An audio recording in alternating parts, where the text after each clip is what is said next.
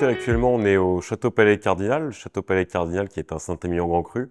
Alors moi, je suis Nicolas Balland, le gérant de la SCEA Palais Cardinal. Nous sommes situés juste au sud de Saint-Émilion, à Saint-Sulpice de Fay-les-Reims, entre Libourne et Sainte-Magne de Castille.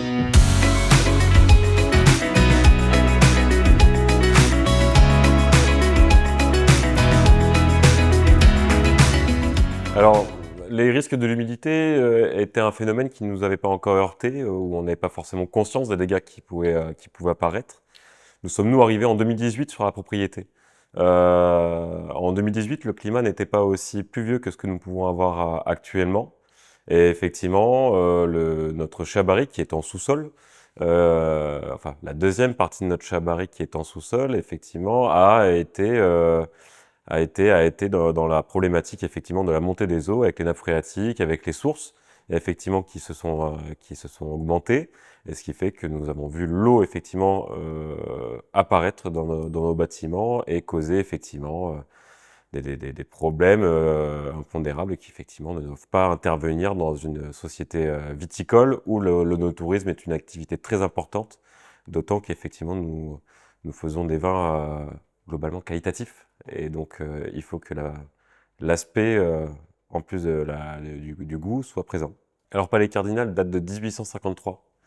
Il faut savoir qu'à Saint-Émilion, dès le début de Saint-Émilion, effectivement, l'ensemble des chais, ou une grande partie des chais, effectivement, étaient souterrains, pour le vieillissement des vins, etc.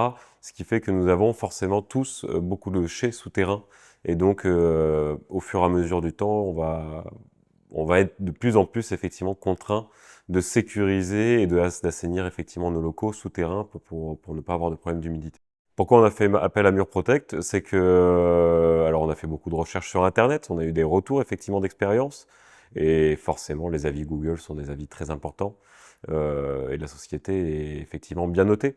Tous les arguments que vous pouvez mettre actuellement en avant, effectivement, sont des choses qui rendent plus serein. Eh bien, le propriétaire, un des associés, M. Balland, nous a contactés suite à des remontées d'eau qu'il avait au sous-sol.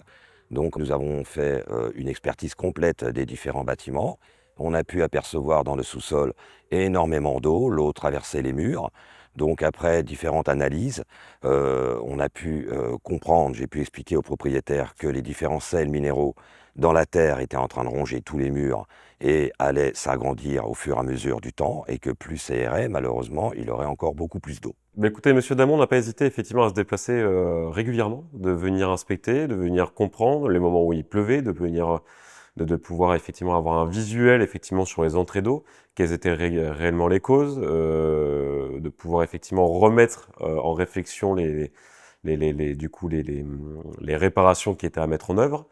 Et c'est vrai que par rapport à ça, il y a eu un gros suivi avant de pouvoir aller plus loin dans un quelconque contrat ou travaux, ce qui permet effectivement de rassurer sur des situations où nous ne sommes pas maîtres du tout.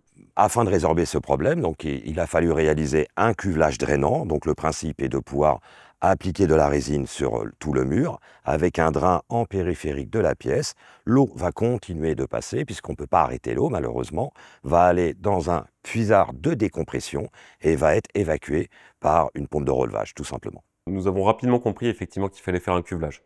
L'objectif du cuvelage, effectivement, c'est de ne pas revenir effectivement sur ce problème dans 5 ou 10 ans.